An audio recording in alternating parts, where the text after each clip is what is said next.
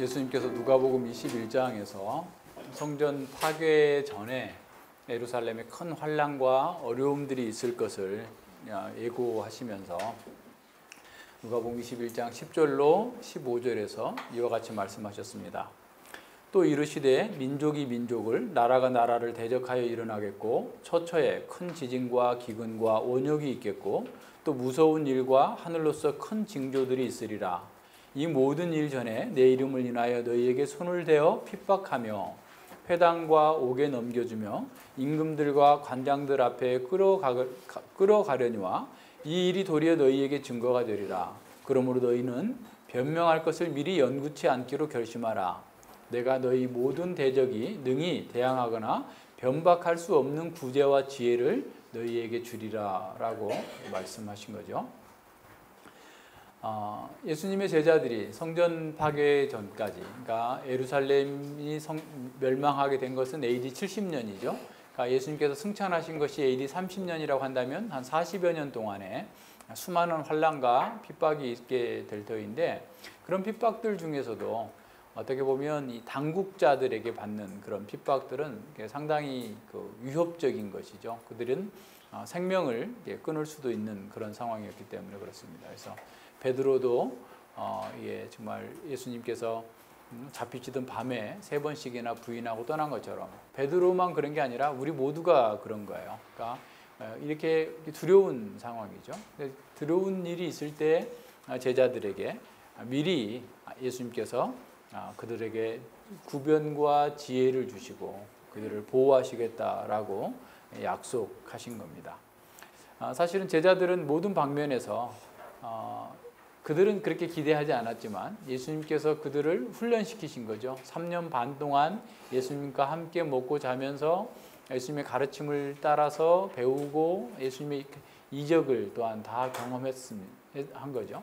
어떻게 보면 훈련병으로서 열심히 훈련소에서 이렇게 훈련받는 그런 군사로서 준비되어지는 그런 과정들이죠. 왜냐하면 수많은 그런 영적인 전쟁 가운데에서 그들이 승리하기 위해서는 다양한 또 가르침들을 배우고 또 예수님의 능력을 알고서 싸워야 됐기 때문에 그래요.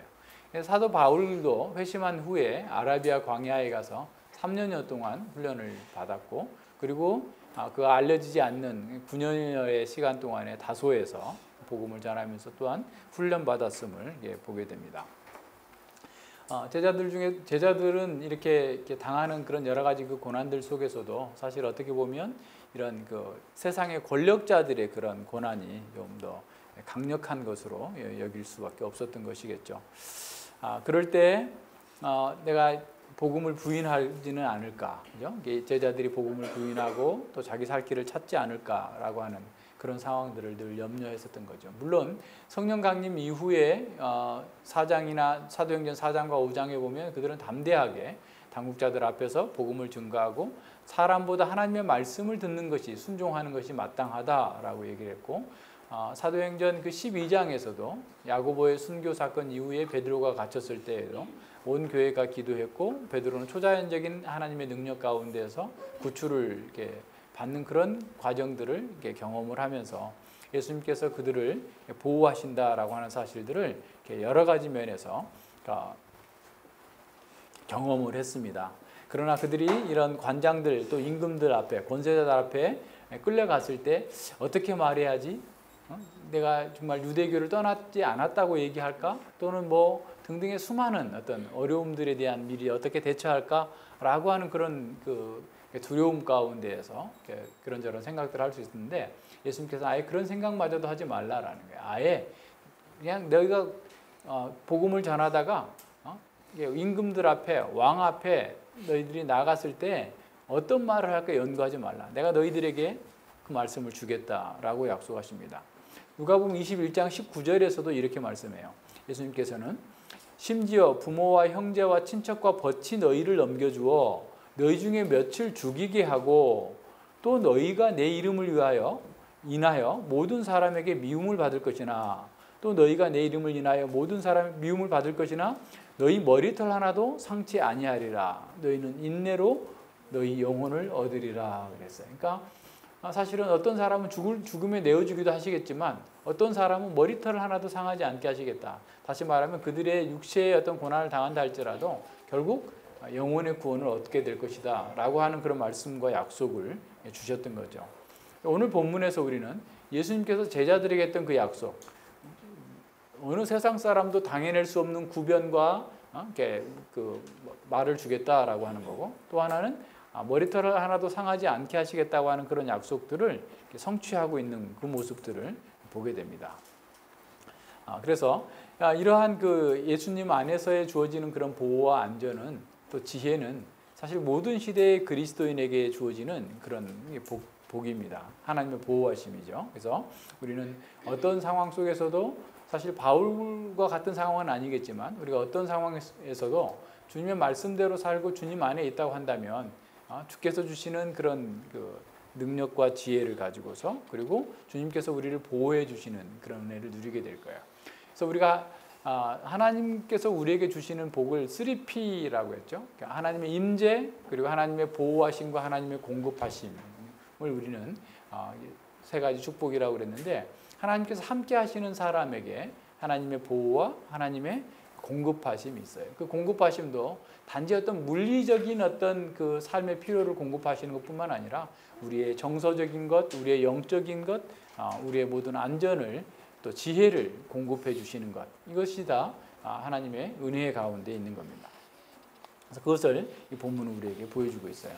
자, 바울이 대제사장이 주도하는 그런 산헤드린 공회 앞에 세워진 거죠. 그래서 바울은 결박은 풀려져 있지만 이 천부장은 유대인들이 왜 바울을 고소하는지 그 이유를 이렇게 파악하려고 했어요. 그 바울을 공회 앞에, 산헤드린 공회 앞에 세워놓고 아주 그들의 문제가 뭔지, 바울의 문제가 뭔지, 바울의 그 상황을 파악하고자 하는 그런 그 천부장의 의도 때문에 서 있는 거죠. 그런데 이게 그 상황이 지날수록 바울이 오히려 그 공회를 주도하고 있는 그런 모습들이 나타납니다. 23장 1절에 보면 여러분 형제들아, 그렇죠? 지난번에도 부형들아라고 하면서 이스라엘 백성들과 자신을 동일시했던 그 바울이 여러분 형제들아라고 하면서 오늘날까지 내가 범사의 모든 일에 양심을 따라 하나님을 섬겼다라고 선언합니다. 바울은 유대교에 있을 때에도 율법으로는 흠이 없는 자로서 자기 양심 앞에서 아주 바르게 열심히 최선을 다해서 하나님을 섬겼고, 회심한 이후에도 계속해서 하나님의 말씀으로 하나님 나라의 시민으로서 양심에 꺼리낌 없이 살아왔다라는. 그래서 사도행전 20장에서도 밀레도에서 에베소 장로들에게 설교하면서 자신이 거짓 없이 하나님 나라의 복음을 온전하게 증거했다. 양심에 꺼림없이 살았기 때문에 너희들 또한 그렇게 살기를 원한다라고 가르쳤었죠. 그래서 바울은 범사에 신앙 양심을 따라서 살아왔기 때문에 이렇게 재판받아야 될 하등의 이유가 없다라고 선언하고 있는 겁니다. 그러자 대제사장 아나니아가 격분해서 그 옆에 있는 바울 옆에 있는 사람에게 그 입을 치라고 명령을 합니다. 그래서 대제사장은 바울의 말이 망령될 뿐만 아니라 하나님의 심판을 받아 마땅한 어리석은 말이다라고 판단을 한 것이죠. 그래서 바울이 입으로써 범죄했기 때문에 그 입을 치라라고 징벌을 내린 거죠. 하지만 율법에서는 재판에서 어떤 판결을 받기 전에 이렇게 형벌을 가하는 것은, 태형을 가하는 것은 금하고 있습니다. 그런데 바울이 선한 양심으로 하나님을 섬겼다라고 하니까 거기에 이제 격분해서 분노를 참지 못하고 바울을 치도록 이렇게 한 것이죠. 그러자 바울은 그 대제사장의 치다라는 그 말을 그대로 받아서 회칠한다며 하나님이 너를 치시리로다. 원래 원문에는 치시리로다 하나님이 너를 회칠한다며 이렇게 나와요. 순서가 치다라는 말이 앞에 나옵니다. 그리고 마지막에도 나를 치려하느냐, 그러니까 치다라는 말을 앞뒤로 감싸가지고 오히려 대제사장의 말을 받아서 강력하게 바울이 그를 어떻게 보면 치고 있는 겁니다. 회칠한 답, 그러니까 겉은 아름답게 꾸몄지만 그 속에는 온갖 더러운 것이 가득 찬 인간의 부패한 그 실상들을 폭로하고 있는 거죠. 그러니까 예수님께서도 바리새인들에게 너희들이 겉과 잔은 깨끗하지만 그 속에는 온갖 더러운 것이 들어있다라고 했고, 또는 뭐 평토장한 무덤 같다, 뭐 이런 그 표현을 했던 것처럼 지금 그 종교적 외식에 사로잡혀서 하나님의 율법을 가지고 하나님의 율법을 범하고 있는 대제사장을 향해서 바울은 아주 강력하게 그를 심판하는 그런 말을 받아서 하는 겁니다. 자, 그러자 그 4절에 보면 그 바울의 곁에 섰던 사람들이 바울에게 강력한 그 항의를 하는 거죠. 네가 하나님의 대제사장을 욕하느냐라고 반문하죠. 그래서 바울은 형제들아 나는 그가 대제사장인 줄 알지 못했다. 이렇게 기록하였으되 너의 백성의 관원을 비방하지 말라라고 하는 출애굽기의 말씀을 인용하면서 자기는 하나님의 양심으로 하나님을 섬겼기 때문에 하나님께서 말씀하신 것을 그대로 지킨다. 그래서 이 지도자들, 방백들을 내가 비방하거나 그럴 의도가 전혀 없었다라고 하는 거죠. 자, 이 바울이 대제사장인지를 몰랐을까라고 하는 것에 대한 해석이 좀 분분한데요.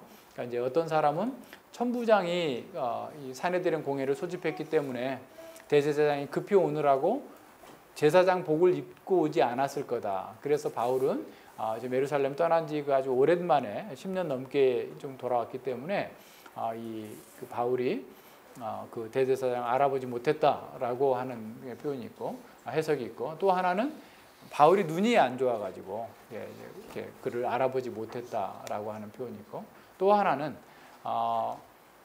대제사장답지 않게 행동하기 때문에 어떤 무시하기 위해서 그가 대제사장이 몰랐다라고 표현하고 있는 것이죠. 만약에 바울이 그가 대제사장으로 인정했다면 그런 말을 하지 않았을 거다라고 하는 그런 의미예요.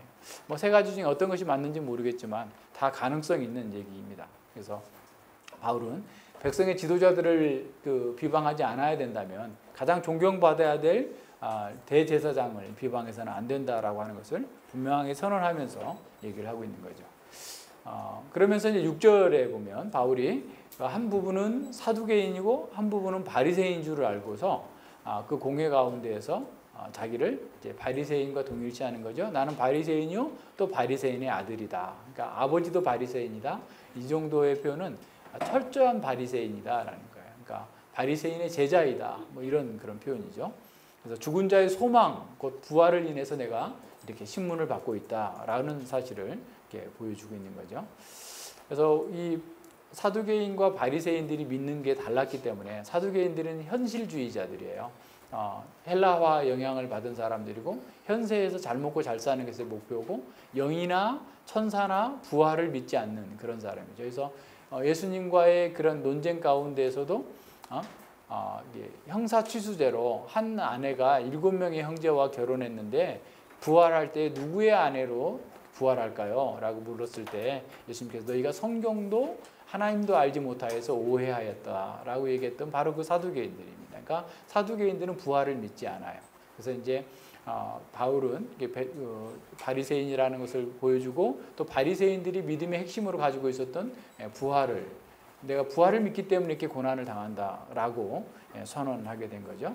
바울은 이런 재판 가운데에서 이 철저하게 바리새인이라고 하면서 부활로 인해서 심판을 받는다라고 선언한 것을 통해서 이 바리새인들을 자기 편으로 이렇게 만들어내는 거죠. 그래서 이 바리새인과 부활을 분리시키는 것은 불가능할 정도로 바리새인들은 철저하게 영과 천사와 부활을 믿고 또 메시아 시대를 고대했던 그런 사람들이기 때문에 그런 거죠. 그래서 아예 이제 분리하면서 동시에 바리새인들에게도 복음을 전할 수 있는 기회가 되겠죠. 너희가 믿는 바로 그 부활이 예수님 안에서 성취가 되었고 예수님 안에서 부활의 시대, 메시아 시대가 도래했기 때문에 이제 더 이상 과거의 구약의 그림자에 머물러 있지 말고 실체이신 예수 그리스도의 부활을 믿고 받아들임으로써 너희들 또한 부활 생명을 갖기를 바란다라고 하는 복음을 증거하고자 했던 것이죠. 자, 그런데 그 사이에 이제 아주 격렬한 논쟁이 발생하게 됩니다. 그러니까 사두개인들은 그걸 인정하지 않고 바리새인들은 그것을 인정하기 때문에 아주 굉장히 격렬한 자기들끼리 어떤 그 공방전이 이렇게 벌어지게 된 거죠. 그런 중에 이제 바리새인 서기관 중에 몇몇 사람이 일어나 가지고 오히려 바울을 공개적으로 변호하고 있습니다. 자, 9절 보세요. 크게 헌화가 일어날 때 바리새인 편에서 몇 서기관이 일어나 다투어 가로되 우리가 이 사람을 보매 악한 것이 없도다. 혹 영이나 혹 천사가 저더러 말하였으면 어찌하겠느냐라고 그랬어요. 자, 바리새인들이 볼 때 이 사람에게는 악한 게 없다라는 거예요. 자, 바리새인들 또한 이 바울의 무죄를 증거하고 있음을 보게 됩니다. 이 사도행전에서 이 이후에 바울의 무죄 선언이 5번이 나옵니다. 그러니까 조금 있으면 이제 글라우디우스가 이제 천부장 글라우디오가 루시아 총독에게 보낼 때도 이 사람은 무죄하다라고 얘기가 나오고, 그다음에 세 번째는 총독 베스도가 자기를 방문한 아그리빠 왕에게 이 사람은 무죄한데 이렇게 좀 심판을 받고 있다라고 얘기하고, 또 바울이 변호하기 직전에 25장 25절에서도 나오고, 또 5번째는 26장에서 나오죠. 그러니까 바울이 다 연설하고 난 다음에 그걸 듣고 있었던 사람들이 이 사람은 정말 무죄하구나. 이 사람이 가이사에게 항소하지 않았으면 우리는 풀어줄 수 있었 뻔했다라고 26장 31절에서 이렇게 5번씩 나와요. 자, 이렇게 바울의 재판과 관련해서 무죄 선언이 5차례에 나타나는 것은 사실은 누가복음에서 예수님의 재판에서도 예수님의 무죄 선언이 5번 나옵니다. 그래서 저자인 누가는 예수님과 바울을 어떻게 보면 병행시키면서 예수님의 제자로서의 바울의 사역, 또 바울의 어떤 그 담대함, 또 무죄함을 이렇게 선언해주고 있는 것이죠. 바울은 지금까지 주님을 위해 살았고 또 남은 삶도 주님을 위해서 살고자 한 그런 사람입니다. 그래서 사두개인과 바리새인들이 아무리 무슨 얘기를 해도 자신이 그것 때문에 뒤로 물러서거나 또는 자신의 길을 이렇게 내려놓거나 뒤로 물러설 수 있는 그런 상황이 아니었던 거죠. 굉장한 얼마나 격렬했던지, 그러니까 바리새인과 사두개인들의 격렬함이 그냥 말로써 정도가 끝난 게 아니라 그냥 일어나서 막 몸으로 밀칠 정도까지 된 것 같아요. 그래서 이제 천부장이 지켜보고 있다가 이랬다가 또다시 로마 시민인 바울이 찢기겠다, 위험에 처하겠다 싶어가지고 데려가서 군사들을 내려보내서 그 공회에서 이제 빼내와서 다시 이제 안토니아 요새로 데려가고 있는 그런 상황을 보여주고 있습니다. 그래서 이 일로 인해서 천부장은 바울이 전혀 심판받을 만한, 형벌받을 만한 죄를 짓지 않았다라고 하는 사실을 더 확신하게 된 것이죠. 자, 우리는 여기서 바울이 어떻게 이렇게 지혜롭게 위기 상황을 돌파할 수 있는 그런 능력을 가질 수 있었는지를 한번 생각해 볼 필요가 있습니다. 물론 앞서 우리가 본 것처럼 예수님께서 그 제자들에게 세상에 당해낼 수 없는 구변과 지혜를 주시겠다라고 하는 그 약속의 성취입니다. 하지만 바울이 아무것도 하지 않고 있는데도 불구하고 수동적으로 있는데도 이런 지혜가 주어졌다라는 것은 아님을 우리는 알 수가 있어요. 바울은 모든 일에 하나님의 말씀으로 해석하고 그 하나님의 말씀을 따라서 적용하고 행동했기 때문에 이렇게 위중한 순간에도 지혜롭게 그 하나님의 말씀을 따라서 처신할 수 있었음을 보게 돼요. 그리고 종교 개혁사를 우리가 보지만 그 개혁자들이 얼마나 다른 모든 그런 위대함 속에 그 위대함의 근본이 어디 있느냐? 그것은 그들이 말씀의 사람이었다라는 거예요. 모든 것을 말씀으로 받고 말씀대로 그 문제를 풀어나갔기 때문에 그래요. 신명기 29장 9절에 보면 이렇게 말씀합니다. 그런즉 너희는 이 언약의 말씀을 지켜 행하라. 그리하면 너희의 하는 모든 일이 형통하리라. 자, 너희는 이 언약의 말씀을 지켜 행하라. 그리하면 너희의 모든 일이 형통하리라. 여기서 형통하리라라는 말은, 형통하다라는 말의 히브리어는 사칼이라는 말인데 이건 지혜롭게 한다. 충만한 이 지혜의 그러니까 이해가 되고 지혜에 이르게 할 거다라는 표현입니다. 다시 말하면 무슨 말입니까? 우리가 진정으로 하나님의 언약의 말씀을 지켜 행하면 모든 일에 지혜롭게 된다라는 말이에요. 그러니까 지혜롭게 돼야 형통하는 거죠. 그러니까 지혜가 없는데 형통하는 것은 그건 오히려 저주일 수도 있어요. 언제 어떻게 갑작스럽게 망할 수도 있어요. 근데 지혜가 있는 것은 사라지지 않습니다.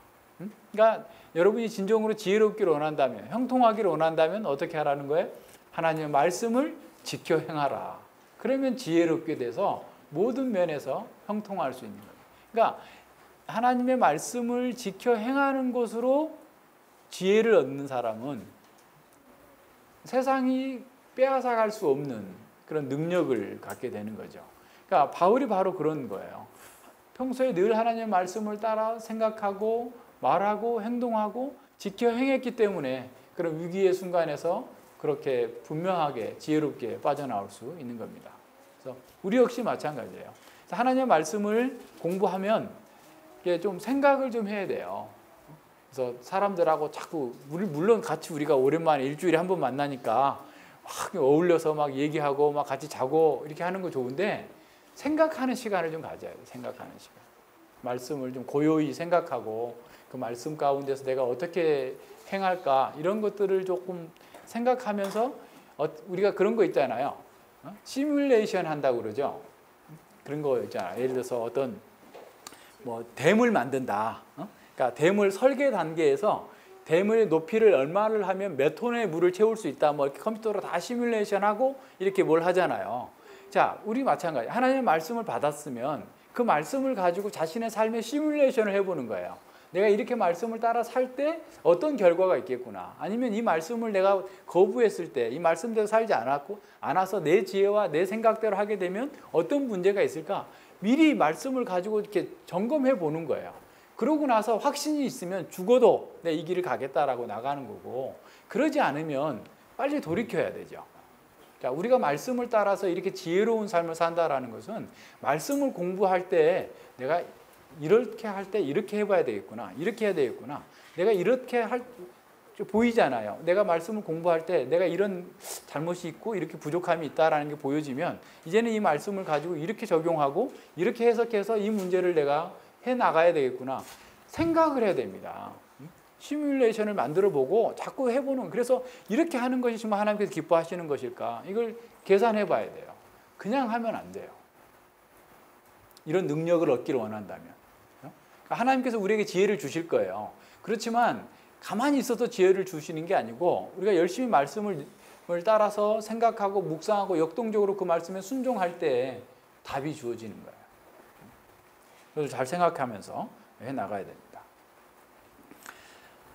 이 이제 예루살렘에서의 어떤 폭동과 사내들인에서의 소동 때문에 바울에 대한 적대 행위는 아주 극에 달했겠죠. 그래서 바울은 상당히 위축되었을 겁니다. 그래서 이 지금 안토니아 요새 로마의 군대의 보호를 받아야만 될 정도의 지금 유대인들의 격한 지금 반발에 시달리고 있는 그런 상황 속에서 바울에게 있어서 정말 더 자신을 이렇게 어떻게 보면 힘들었던 것은 자신의 어떤 육체적인 안전보다도 자기가 가고자 했던, 다시 말하면 예루살렘에 목숨을 걸고 올라와서 유대인들에게 복음을 전하고 그 복음의 부유함을 나눠주고 뿐만 아니라 로마까지 가야 된다라고 하는 그러한 어떤 그 비전을 이루지 못하는 것은 아닐까라고 하는 면에 있어서 염려와 또 낙심되는 그런 상황에 있었던 거죠. 그런 중에 예수님께서 그를 찾아오셔서 말씀해 주시는 겁니다.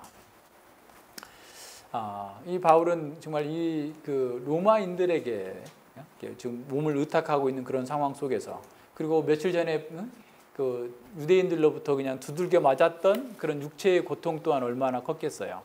육신의 수시고 아픔이 여전히 있는 그런 상황 속에서 바울은 어떤 면에서 사면 초과와 같은 그런 상태에 있는 것이죠. 답답한 그런 상황입니다. 근데 11절에 바로 그때 주님께서 바울 곁에 서서 이르되 담대하라, 내가 예루살렘에서 나의 일을 증거한 것 같이 로마에서도 증거해야 하리라 라고 말씀하시는 거예요. 우리말 번역에는 그날 밤이라고 나왔는데 원문에는 다음 날입니다. 그러니까 재판이 있었던 그 다음 날에 그 주님께서 바울에게 찾아오신 거죠. 그래서 여기서 한 것처럼 너에게 아무런 손상이 없이, 육체의 손상도 없고 또 너희가 원했던 열망했던 로마에 가는 그 일도 다 이루어질 것이다 라고 말씀해 주시고 그에게 안전하게 보호될 것임을 보여주고 있는 겁니다. 이런 면에서 예수님께서는 그 낙심해 있는 제자들, 또 그 하나님의 사역자들을 찾아오셔서 말씀해 주시는 거죠. 바울이 이렇게 기도하는 가운데서 정말 하나님의 뜻을 구하고 또 이러한 일들을 통해서 하나님의 뜻이 어떻게 이루어질 것인가를 이렇게 묵상하고 상고하고 있는 그런 순간에 예수님께서 그에게 말씀해 주시는 거죠. 바울은 역사의 큰 경륜을 이미 알고 있었지만 그런 경륜들이 실제 삶 가운데서 어떻게 또 구체적으로 이루어질 것인지에 대해서는 알 수 없는 인간적인 한계를 가지고 있었어요. 그렇기 때문에 늘 기도하면서 주님의 인도하심과 주님의 뜻이 밝히 드러나기를 살폈던 것이겠죠. 자, 그렇게 기도하고 있었던 바울에게 예수님께서 응답해 주신 거죠. 지금까지 예루살렘에서 복음을 온전하게 전하지 못한 것에 대해서 아쉬워하거나 대적하는 유대인들을 두려워하지 말라. 담대하라. 내가 어떤 일이 일어난다 할지라도 두려워하지 말고 네가 예루살렘에서 이렇게 나를 증거한 것처럼 로마에서도 증거하게 될 것이다 라고 위로하고 격려해 주시는 겁니다. 전심으로 기도하던 바울에게 주님께서 찾아오셔서 말씀해 주시는 겁니다.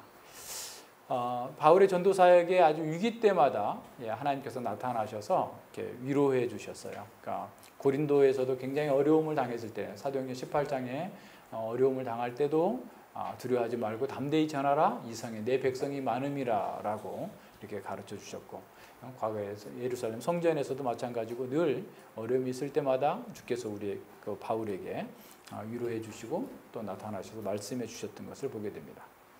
그러니까 기도는 하나님의 성삼위 하나님의 내적 교제에 참여하는 것이고 하나님의 외적 사역에 동참하는 것입니다. 이런 면에서 달라스 윌라드라는 그 신학자는 한 발 더 들어가서 이렇게 말합니다. 기도란 전 존재를 다해 말하는 것이며 결연한 의지와 분명한 마음으로 하나님의 행동에 합류해 들어가는 것이다. 잘 보세요. 기도가 우리의 전 존재를 통해서 하나님께 말씀드리는 것이고 결연한 의지와 분명한 마음으로 하나님의 행동에 합류해 들어가는 거다. 하나님의 역사의 경륜에 하나님께서 이루시는 그 구속사의 그 현장에 내가 기도를 통해서 합류해 들어간다라는. 그래서 기도야말로 예수님을 따르는 제자로서 우리가 배워야 할 가장 중요한 것 가운데 하나이다. 그분은 우리에게 삶의 모습으로 기도하는 법, 그러니까 삶 그 자체로서 기도하는 법과 기도의 모습으로 사는 법을 가르치셨다. 우리 전에 기도에 대해서 공부할 때 배웠죠. 그러니까 예수님의 삶 자체가 기도였고 기도로 사는 법을 우리에게 모범적으로 가르치셨다는 거예요. 자, 그렇다면 우리 역시 그렇게 살아야 돼요. 바울이 지금 그렇게 하고 있는 거예요. 바울은 삶으로서 기도하고 기도의 모습으로 살고 있는 모습이에요. 그러니까 우리가 예수님의 길을 따른다는 것, 예수님의 제자로서의 삶을 산다는 것은 우리의 기도를 통해서 하나님의 성삼위 하나님의 내적인 교제에 참여할 뿐만 아니라 결연한 의지와 분명한 마음으로 하나님의 행동에 참여하는 것이고 우리의 삶 자체가 기도가 되고 기도로서 삶을 사는 그런 삶으로 우리가 나아가야 되는 거죠. 바울은 이미 하나님의 약속을 받았고 그 약속을 구현하려고 하는 그런 열망으로 자신의 전 존재를 기도에 드린 겁니다. 하나님의 뜻을 깨달은 우리 역시 하나님의 우리 존재 전체를 하나님께 다해서 기도하고 하나님의 경륜을 이루는 행동에 참여해야 됩니다. 우리는 기도할 뿐만 아니라 삶 자체가 기도로서 하나님께 나아갈 수 있어야 되겠죠. 그런 우리에게 하나님께서도 우리가 어렵고 낙심할 때 담대하라. 내가 나를 증거하는 일을 하게 되리라. 걱정하지 말고 나아가라 라고 응답해 주시고 위로해 주실 겁니다. 시편 34편 15절과 19절에 보면 이렇게 말씀합니다. 여호와의 눈은 의인을 향하시고 그 귀는 저희 부르짖음에 귀를 기울이시는도다. 여호와의 얼굴은 행악하는 자를 대하사 저희의 자취를 땅에서 끊으려 하시는도다. 의인이 외침에 여호와께서 들으시고 저희의 모든 환난에서 건지셨도다. 여호와는 마음이 상한 자에게 가까이 하시고 중심에 통회하는 자를 구원하시는도다.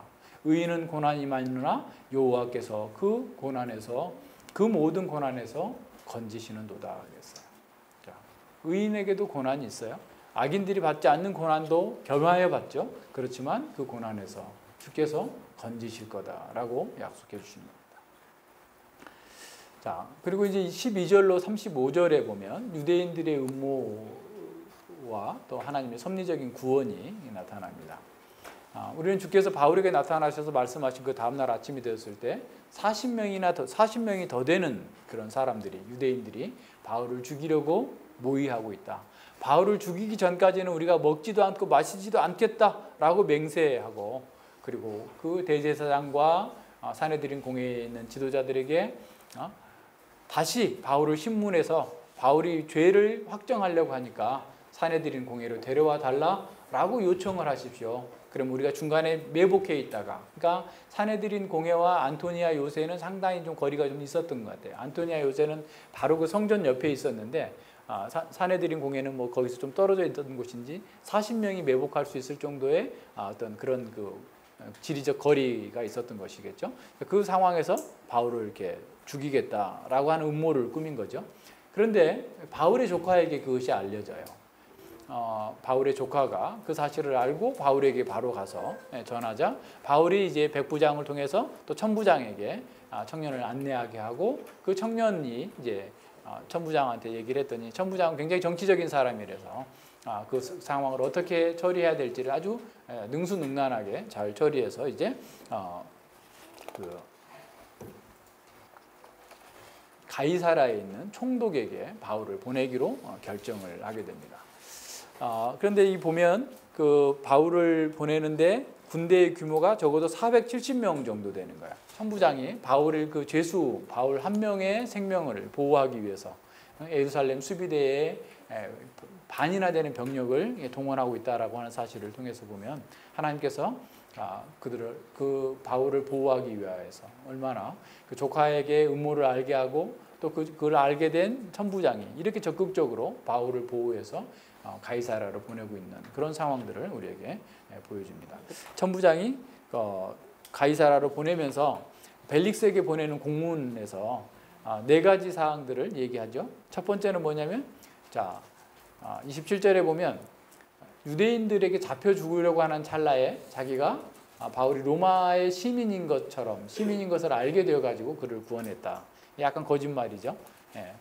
왜냐하면 바울이 로마 시민권자인지는 그를 이렇게 신문하려고 채찍으로 치려는 상황에서 알게 됐는데 자기가 미리 알고서 구원해냈다. 그러니까 자기의 어떤 공로를 이렇게 드러내기 위해서 약간 거짓말을 섞어서 얘기한 거죠.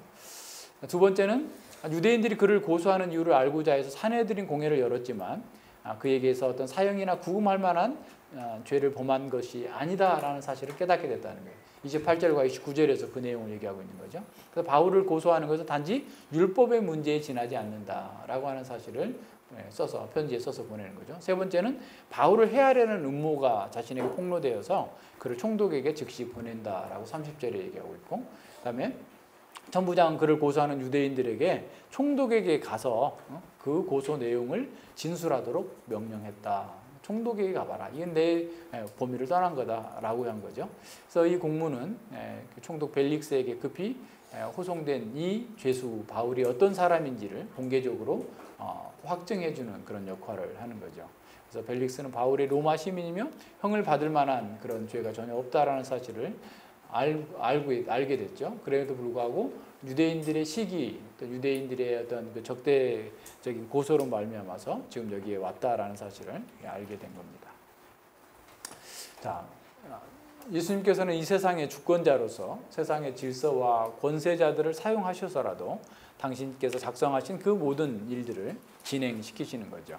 그리고 그 일에 쓰임받는 제자들을 보호하십니다. 우리는 이런 사실들을 잘 기억하면서 정부의 권세나 질서를 인정하고 주님의 인도하심을 잘 따라 나가야 되겠죠. 그리고 환경이 어려운 가운데 있다 할지라도 우리가 그 교회의 지체로서의 자신에게 주어진 역할을 잘 감당하기 위해서 빈틈없이 주님을 따르는 그런 일에 열심을 내야 됩니다. 바울은 환경이 어떻게 변하든지 어떤 상황이 있든지 간에 자기 뜻과 자기 생각대로 하지 아니하고 주님의 뜻을 이루어지기를 바라면서 자신의 갈망과 자신의 모든 것들을 거기에 쏟아 넣었던 것을 보게 됩니다. 자, 오늘날도 주님께서는 하나님 나라의 완성을 향한 전진과 그 일을 쓰임받는 자들에게 나타나셔서 위로하고 격려해 주십니다. 주님은 교회의 지체로서 하나님 나라의 궁극적인 성취를 위해서 복음을 전파하고 복음에 합당하게 행하는 그런 자들을 자들에게 자신을 나타내 보여주시는 것이죠. 반면에 역사의 목적과 관계없이 자기 개인적인 행복과 번영만을 추구하는 사람들에게는 하나님께서 자신을 감추십니다. 그래서 하나님의 영원하신 뜻은 하나님을 사랑하는 자들에게, 하나님의 뜻을 행하려고 하는 사람에게 더 밝히 보이게 돼 있어요. 그러니까 더 수고하려고 하고 더 주님을 섬기고자 하는 사람들에게 일이 더 많이 보입니다. 그렇다면 오늘날 우리가 주님의 임재를 어떻게 인식할 수 있을까라는 것을 한번 생각해 봅시다. 오순절주의자들과 신비주의자들은 환상이나 입신 또는 꿈에서 음성을 들려주신다라고 주장합니다. 하지만 이것은 큰 오류입니다. 지금은 성경이 기록 완성된 지금은 말씀과 함께 하시는 성령님께서 하나님의 임재와 그 뜻을 나타내 보여주시는 거죠. 성령께서 주의 말씀으로 인도하시고 그 말씀을 조명하셔서 하나님의 말씀을 깨닫게 하시고 확신케 하심으로써 주님의 임재를 경험하도록 하는 거예요. 그래서 시편 149편 45절에서 말씀하고 있는 것처럼 내가 주의 법도를 구하여 싸우니 자유롭게 행보할 것이며 주님의 법도 안에 살아가는 사람에게 자유를 주시는, 안식을 주시는 그 여호와 하나님인 거죠. 그래서 이러한 그 하나님의 임재는 하나님의 경륜에 부합하게, 그래서 또 교회 아로서 자신의 정체성에 따라 살 때 더 확고하게 경험됩니다. 교회 아로서 이 시대에 맡겨진 역사적 사명을 수행하면서 교회의 질서 속에서 공동체의 유익과 사명을 위해 살아갈 때 하나님의 임재가 우리 가운데 더 분명하게 드러나게 될 겁니다. 주님의 영광과 하나님 나라의 전진, 교회의 안전을 위해서 필요할 때면 언제든지 하나님께서는 그 모든 성도들에게 자신의 임재를 충만하게 경험하도록 하실 것입니다. 그래서 어려움과 고난을 극복하고 하나님의 인도하심을 따라서 살도록 만들어 주는 거죠. 체코의 종교개혁자 얀 후스는 하나님의 임재를 확신하면서 프라하 시민들에게 쓴 편지에서 이렇게 말합니다. 평안의 선생님이 자신의 제자들에게 평안을 가르쳤습니다. 평강이 있을지어다 말씀하시기 위해 집에 들어가셨습니다. 그리고 죽음에서 일어나셔서 그들에게 가셔서 말씀하셨습니다. 평강이 있을지어다. 제자들을 떠나 죽음의 길로 가기를 원하셔서 그들에게 또한 말씀하셨습니다. 평안을 너희에게 끼치노니 곧 나의 평안을 너희에게 주노라. 그러므로 사랑하는 자들이여 나는 예수님이 하신 대로 그로부터 오는 평화를 여러분에게 주고 싶습니다. 도덕적으로 살면서 원수들과 마귀와 세상과 육신에 대해 승리하는 여러분이 되도록 여러분에게 주님의 평안이 있기를 원합니다. 자신의 친구도 원수도 사랑하도록 여러분에게 주님의 평안이 있기를 원합니다. 그러니까 자신에게 평안이 있어야 친구도 사랑할 수 있고 원수도 사랑할 수 있는 거죠. 자기의 평안이 없으면 남편이고 자식이고 다 필요 없어요. 그냥 자기가 괴로워서 죽고 자기 연민과 자기 그 사랑에 빠져가지고 괴로워하는 거죠. 이성적으로 말할 수 있도록 여러분에게 평안이 있기를 바라며 유익하게 침묵할 수 있도록 여러분에게 평화가 있기를 바랍니다. 그러니까 너무 말이 많은 사람도 속에 평화가 없기 때문에 그래요. 그러니까 주여 내 입에 파수꾼을 세우시고 하나님께 기도할 수 있도록 그런 평안이 있어야지 되는 거죠. 겸손하게 듣는 사람, 분노하며 사소한 다툼을 하지 않는 사람. 그러니까 겸손하게 들을 수 있는 사람도 평안이 있어야지 듣는 거고, 분노하지 않고 사소한 다툼도 하지 않는 사람도 평안이 있어야 되는 거고, 이성적으로 말하는 사람, 사소한 다툼을 극복한 사람, 유익하게 침묵하는 사람들은 타인에게 상처를 주지 않기 때문에 자신의 양심이 평안합니다. 평안이 있어요. 하나님의 임재를 육신적인 감각으로 경험하고자 하거나 개인적인 유익만을 위해서 그 하나님의 임재를 체험하고자 하려는 사람들은 결국 평안을 누리지 못하고 허망하게 될 것입니다. 어리석은 사람들은 주님의 임재를 자기의 행복과 관련하여서 육신적인 체험을 해야 된다라고 주장합니다. 그러나 이런 주장을 하는 것은 진리의 빛으로 인도받지 못하고 있는 어둠 가운데 있는 상태이기 때문에 그래요. 시편 91편에서 말씀하고 있는 것처럼 우리가 주님의 그늘 아래 있을 때 보호를 받고 공급하심을 받는 겁니다. 자, 우리가 자신의 장래를 주님의 인도하심에 맡기지 못하는 이유가 무엇일지 한번 생각해 봅시다. 첫째는 우리 자신이 인생에서 우리 자신의 인생이 하나님의 작전 가운데에서 그 구속의 은혜를 내가 통해서 새로운 생명이 주어졌기 때문에 내 인생의 목표가 하나님 나라의 사명을 이루는 것, 교회의 사명을 이루는 것이라는 사실을 인식하지 못하기 때문에 그런 거예요.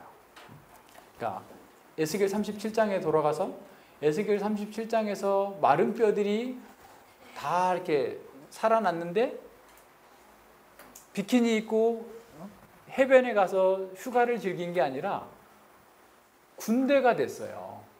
군대는 여호와의 거룩한 군대로서 여호와의 사명을 이루는 거예요. 우리가 하나님의 구원을 받아서 지금 이 자리에 와 있는 것은 하나님 나라의 경륜을 이루는 교회의 영적 싸움의 거룩한 군사가 되라고 하는 부르심인데 그것을 인식하지 못하기 때문에 자꾸 자기 추구적 삶을 살 수밖에 없게 되는 거죠. 자, 자기의 삶의 모든 부분이 교편 교회의 지체로서 살 때에 의미가 있다라는 사실을 생각하지 못하기 때문에 우리는 하나님께 맡기지 못하고 자꾸 자기가 자기 일을 하고 하나님은 하나님 일 하세요 라고 하면서 자기 인생을 스스로 개척하고자 하는 거죠. 둘째는 그것을 우리가 개인적으로 확신했으나 내가 구원받은 것이 하나님 나라를 위한 것이라는 것을 확신했으나 교회적인 확인이 안 된 경우가 있죠. 그래서 다른 성도들의 지지를 받지 못하기 때문에 그래서 이렇게 자기 힘으로 그런 일들을 하려고 해요. 하나님 나라의 일을 우리 개인의 노력과 힘으로써 그렇게 하려고 하다 보면 자꾸만 이제 하나님께 맡기지 않고 자기 힘으로 하려고 하는 거죠. 그러니까 이 교회적인 어떤 부르심과 교회적인 연대 또 교회적인 확인이 은사가 교회 가운데에서 자연스럽게 드러나야 돼요. 우리 교회의 정관 사조에 보면 성도들은 어떤 사람인가? 교회 회원으로서의 위치를 설명하고 있죠. 같이 지금 읽어드리겠습니다. 다 아시지만 우리 교회는 하나님의 거룩한 가족이다. 우리는 교회의 속성을 확고하게 믿고 우리의 사명을 각성하여 거룩한 가족인 이 교회에서 항상 성심으로 주님께 봉사한다. 이 교회에 주어진 사명을 완수하는 데 개인 생활의 목표를 두고 지향하는 사람은 자원하여 본 교회에 봉사할 것이다. 이와 같은 각성과 신앙 태도를 확고히 가지고 교회의 사명 안에서 자기를 발견하면서 주께 봉사하는 사람이 본 교회의 회원이다. 그러므로 우리 교회의 회원은 오직 자기가 스스로 회원인 것을 그 사상과 생활과 봉사에서 입증함으로써만 회원의 실효를 드러낸다. 그러니까 회원의 실효를 드러내는 거예요. 그러니까 회원이 돼 있다 할지라도 자신의 삶과 자신의 사상과 자신의 봉사에서 그걸 입증하지 않으면 안 된다는 거죠. 두 번째로 회원으로서는 본 교회의 존재와 운영에 관하여서 이 교회는 하나님의 집이므로 이를 전능하신 하나님께서 보존하시며 잘하게 하시는 것을 확신하고 이에 하나님께 의탁한다. 이 신앙을 가진 확실한 회원은 자원하여 교회에서 봉사함으로써 하나님의 교회의 운영에 그런 역할을 한다. 3. 회원이 교회에서 봉사하는 것은 거룩한 영광에 참여하는 일로서 인간의 신령치 아니한 요소로서 교회의 거룩함을 흐르게 하는 일이 없도록 항상 민감히 주의하는 터 위에서 이 영광에 참여하되 자원하여 교회의 모든 일을 신령하고 질서 있게 정돈되기를 힘쓴다. 어떤 회원이 자원하여 봉사하고자 할 때에는 당회와 목사의 동의를 거쳐 그 봉사를 실현함으로써 교회의 운영을 돕는다. 자, 우리가 교회의 지체다, 교회의 회원이다라는 것이 실제 우리의 삶 가운데에서 교회 가운데에서 우리의 은사가 잘 드러나도록 살지 않게 되니까 자꾸 하나님께 우리의 인생을 맡기지 못하고 내가 내 문제를 해결해야 되고 어떻게 보면 또 염치가 없는 거죠. 하나님의 말씀대로 안 살면서 하나님께 뭘 해달라고 하니까 하나님께 못 맡기면서 그냥 자기가 그 문제를 해결하겠다. 이런 방식으로 살 수밖에 없는 겁니다. 세 번째는 사실 마땅히 그렇게 해야 한다는 것을 우리가 지식으로는 알고 있지만 막상 그렇게 행하기 위해서 희생과 수고를 해야 되는데 그걸 피하려 하기 때문에 그런 거죠. 그런 사람은 무엇을 좀 아는 것 같지만 실제 삶에서는 하나님 나라의 통치를 받지 못해서 지지부진한 것을 보게 됩니다. 그런 사람은 교회 안에 있으면서도 길을 잃고 헤매는 양과 같은 안타까운 처지에 있는 것이죠. 자, 그러면 우리는 어떻게 그런 상태에서 벗어날 수 있을까요? 먼저는 강단을 통해서 주어지는 주님의 말씀과 성령의 인도하심을 다시 받아야 됩니다. 그리고 자신의 은사를 따라서 사명을 감당하기 위해서 앞서 얘기한 것처럼 전 존재로 기도해야 되죠. 날마다 자기 십자가를 지고 매일의 일상의 삶 가운데에서 인생의 궁극적인 목적을 구현하고자 하는 삶을 살아야 돼요. 하나님께 부르심에 합당한 삶을 사는 거죠. 그래서 우리의 존재 자체, 우리의 소유 자체, 우리의 행위 전체가 다 하나님의 부르심에, 하나님의 나라의 사명에 쓰임받을 수 있는 삶으로 그것을 매일의 삶에서 구현되도록 해야 되는 거죠. 이는 고요한 가운데에서 말씀을 받은 그 말씀을 자기 마음에 심는 작업을 통해서 심어야 되는 겁니다.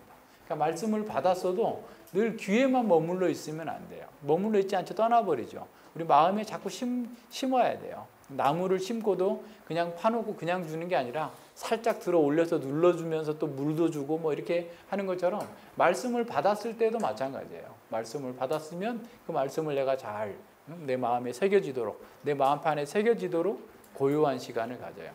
여러분 도장 만들어 봤어요? 고무에다가 고무 지우개 가지고 도장으로 자기 이름 파본 사람 있어요? 그거 하면 어떻게 해요? 막 밑에 흔들리고 있으면은 거기 글씨를 새길 수가 없잖아요. 그죠? 우리가 너무 분주하면 말씀을 받았는데 너무 분주하면 언제 내 마음판에 새길 수 있겠어요. 그죠? 그러니까 고요한 가운데에서 그 말씀을 묵상하고 그 말씀이 내 마음판에 새겨지고 자꾸 어떤 시뮬레이션도 해보고 이렇게 하면 어떻게 될까? 그 말씀의 결과를 미리 예상해 보면서 해 나가는 거예요. 예수님께서도 제자들에게 너희가 나를 따라오려거든 무턱대고 따라오지 말고 계산해보고 따라와라 말씀하셨어요. 그러니까 우리가 말씀을 따라서 늘 계산하고 확인하고 이런 작업들을 해야만 됩니다. 자, 그러한 그 삶 속에서 내가 말씀이 심겨졌다고 한다면 그의 첫 번째 열매는 공동체 속에서 나타나요. 공동체의 지체들과의 교제와 나눔을 통해서 역동적인 열매로 나타납니다. 자, 이를 위해서는 자기중심적인 지혜와 지식을 내려놓고 강단에서 선포되어지는 말씀을 통해서 자기 수준과 상태를 점검해야 됩니다. 그리고 현재 있는 자리에서 하나님께서 무엇을 나에게 원하시는가를 질문해야 돼요. 우리는 자꾸 현재 있는 것은 가볍게 생각하고 장래 내가 뭘 하면 뭘 하겠다 이렇게 자꾸 얘기해요. 하나님께서 원하시는 건 그게 아니고 지금 현재의 자리에서 지금 하나님의 말씀에 순종하고 지금 하나님께서 원하시는 대로 살기를 기뻐하시는 겁니다. 자, 그리고 매일 우리의 생활 속에서 과연 내가 하나님 나라의 분자로서 또 교회의 지체로서 구체적인 순종의 실질이 있는지를 잘 살펴야 됩니다. 높은 데 마음을 두지 말고 정말 하나님께서 주신 그 은혜의 경륜을 따라서 주님을 바라보고 또 지체들 가운데서 함께 하나님의 일을 함으로써 하나님께서 영광 받으시도록 자기에게 어떤 초점이 주어지거나 자기에게 어떤 그 영예가 돌아오지 않도록 삼가 주의해야 되는 거죠. 만약 자신에게서 하나님의 백성다운 삶의 실질이 드러나지 않는다면 사실 탄식해야 돼요. 그리고 하나님께 자비를 구해야 됩니다. 또 우리가 설령 어려운 환경 속에 있다 할지라도 그 어려운 환경을 성장의 기회로 삼고 그 환경 속에서 더욱 전진하려고 해야 돼요. 그러니까 어려움 가운데서 압도당해가지고 그냥 아무 생각 없이 그냥 막 사는 사람들이 있는데 그렇게 하면 안 됩니다. 그리고 하여튼 그 말씀 가운데에서 성장해가는 기회다 이렇게 생각해야 됩니다. 자기가 세상과 정욕을 버리지 못해서 스스로 자초한 그런 어려움이라 할지라도 그것을 주님 앞에서 용서를 구하고 말씀으로 바르게 세워나가기를 힘써야 됩니다. 세상의 영광을 배설물같이 여기면서 즐거움으로 교회를 위한 주님의 남은 고난을 감내하려고 하는 그런 열정적인 그런 헌신이 필요합니다. 우리도 바울처럼 인생의 목표를 하나님의 거룩한 경륜을 이루는 것에 두어야 됩니다. 주님의 뜻과 경륜을 이루는 선하고 아름다운 공동체는 자신의 필요보다도 다른 사람의 필요, 하나님 나라의 필요를 먼저 생각하는 사람들입니다. 이는 세상 사람들로서는 할 수 없어요. 거듭난 사람, 기독교 세계관을 정립한 사람들에게서만 볼 수 있는 그런 독특한 태도인 거죠. 우리는 그리스도의 마음과 그리스도의 시각으로 형제를 바라봐야 됩니다. 우리가 바라보는 형제와 자매는 하나님께서 가장 소중히 여기시는 보물이에요. 옆에 사람 보세요. 하나님께서 가장 소중히 여기는 보물을 여러분 보고 계시는 거예요. 그렇게 생각해야 됩니다. 그리고 그 보물인 하나님께 보물인 그 형제의 필요를 채우겠다고 하는 그런 열린 마음을 이렇게 가져야 됩니다. 하지만 이렇게 선하고 아름다운 공동체를 세우고 하나님 나라의 필요를 채우고 다른 사람의 필요를 채우려고 할 때에도 사랑할 때에도 지혜가 필요해요. 이게 참 어려운 거죠. 그냥 사랑하면 될 것 같은데 지혜가 필요하다니 너무 어려운 거 아니야? 사실 어려워요. 우리가 너무 많이 왜곡돼서 그래요. 사실은 하나님의 사랑은 정말 단순하고 깨끗하고 순결한데 우리가 너무 많이 왜곡돼 있어요. 그러니까 이런 거 있잖아요. 그러니까 우리는 좀 멀쩡한데 여기서 수십 번 이렇게 공면된 거울이 있다고 해봐요. 그럼 그 모습이 얼마나 이상하게 왜곡돼서 보이잖아요. 그러니까 하나님께서 우리에게 가르쳐 주신 사랑은 사실 단순한데 우리 속에 너무나 많이 왜곡되어 있기 때문에 그게 잘못 반영하고 잘못 비춰주는 거예요. 그렇기 때문에 우리가 그런 면에서 지혜가 있어야 되는데 그게 어떤 거냐면 보네포가 이걸 너무 잘 얘기해서 이거를 제가 인용했습니다. 한번 같이 보세요. 보네포는 뭐라고 말하냐면 하나님을 모신 그 공동체인 교회 안에서는 인간과 인간의 직접적인 관계가 절대로 존재하지 않는다라고 말해요. 이게 무슨 말일까? 한번 이거 봐야 돼요. 끝까지 봐야 돼요. 자, 기독교 공동체는 예수 그리스도만을 기초로 세워지기 때문에 정신적인, 단순히 인간적인 실체가 아니라 영적 실체다. 그 점에서 기독교 공동체는 다른 모든 공동체들과 절대적으로 다르다. 다른 어떤 공동체는 자기들이 좋아서 뭐 서로 육신적인 어떤 뭐 혈연이든 지연이든 학연이든 뭐 등등의 자기들 좋아하는 어떤 관심사든 이런 걸로 모여 있지만 기독교 공동체는 영적인 실체다라는 겁니다. 그래서 절대적으로 다른 공동체와 다르다는 거예요. 자, 기독교의 형제에는 우리가 실현해야 될 이상이 아니라 그리스도 안에서 하나님께서 창조하신 우리가 동참할 수 있는, 동참해야만 하는 하나의 실체다라는 거예요.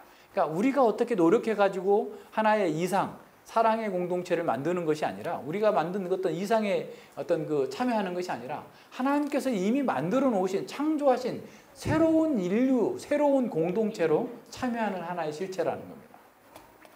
우리의 모든 교제의 기초와 힘과 약속이 오직 예수 그리스도 안에 있다는 사실을 명확히 깨달을수록 그 교제를 생각하고 기도하고 소망하는 우리의 마음은 더욱 아름다워질 것이다.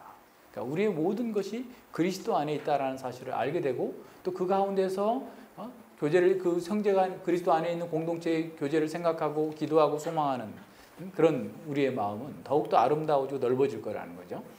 인간의 사랑은 자신을 위해서 상대에게 향하지만 영적인 사랑은 그리스도를 위해 상대를 사랑한다. 이해가 됩니까? 인간의 사랑은 자신을 위해서 상대를 사랑하는데 주님께서 주신 영적인 사랑은 그리스도를 위해서 상대를 사랑하는 거야.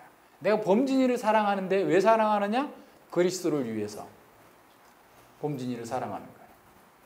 우리가 우리 모든 사람들을 사랑하는데 나를 위해서, 상대를 위해서가 아니라 그리스도를 위해서 그 사람을 사랑할 때 그 사랑이 온전하다는 겁니다. 보세요. 그러므로 인간의 사랑은 상대와의 직접적인 접촉을 추구한다. 그러니까 인간적인 사랑은 상대를 직접적으로 만나는 거죠. 1대1로 만나는 거죠.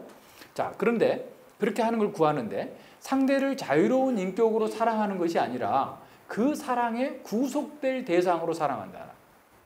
그러니까 자기 사랑에 상대방을 구속시키고자 하는 마음으로 사랑한다는 거예요. 이게 인간적인 사랑이라는 거예요. 해주를 사랑하는데 해주를 나의 형상을 투영해서 사랑하는 거예요. 그러면 해주를 사랑하는 게 나를 사랑하는 거지. 내 사랑에 해주를 구속시키는 거죠. 자, 무슨 말인지 알겠어요? 그러나 그리스도인의 사랑은 그리스도를 두고 해주를 사랑하는 거예요. 그래서 해주가 그리스도의 사람이 되도록 만들어주는 거고 그리스도 때문에 해주를 사랑하는 거예요. 그래서 직접적인 관계가 아니라 간접적인 관계다라는 거예요. 무슨 말인지 아시겠죠? 자, 인간의 사랑은 한가할 수 없는 힘으로 상대를 지배하려고 하는 거예요. 내가 사랑하기 때문에 넌 내 말 들어야 돼. 이렇게 나가는 거죠. 진실과는 거의 이런 사랑은 진실과는 거의 사랑이 없다는 거죠. 그것은 진실마저도 상대화해버리는 것이기 때문에 그런 거예요. 사랑과 사랑의 대상 사이에 아무것도 심지어 진실조차도 올 수 없기 때문에 그렇다라는 겁니다. 자, 사랑하는 이와 사랑받는 이들 사이에 예수 그리스도가 서 계시는 거예요. 예수님이 우리 사이에 서 계시는 거예요. 나와 다른 사람들 사이에 그리스도가 서 계시기 때문에 나는 감히 그들과의 직접적인 관계를 꿈꾸지 않는다. 우리가 늘 전에 얘기했던 삼자 관계, 삼자 관계를 더 끌어내려 가지고 이제 이자 관계라는 거야. 예수님 안에서 다 관계를 맺는다는 거죠. 그러니까 이런 면에서 사실은 우리가 서로 사랑하고 서로 그를 돕는다라고 하는 것이 그 사랑이라는 의미가 좀 더 분명해져요.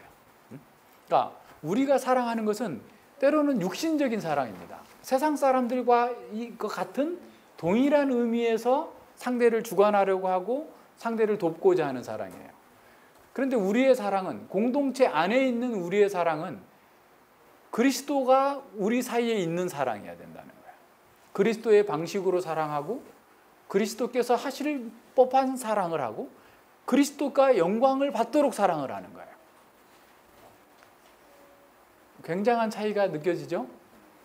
그것을 한번 잘 묵상해 보세요. 이번 주에 우리가 공동체 안에서 우리가 늘 사랑한다, 공동체가 우리가 하나가 되자, 공동체 안에서 서로 사랑하는 어떤 새로운 인류로서의 새로운 사회를 건설하자 계속 얘기하고 있지만 그 사랑이 정말 깨끗하고 순결하게 보존되고 증가하고 그 일이 열매를 맺기 위해서는 우리가 정말 어떤 면에서 우리 중심적인 사람을 지배하려고 하는 직접적인 관계성 속에서 사랑하겠다고 하는 것들을 얼마나 많이 내려놓아야 되는가, 이런 것들을 점검해 볼 필요가 있습니다.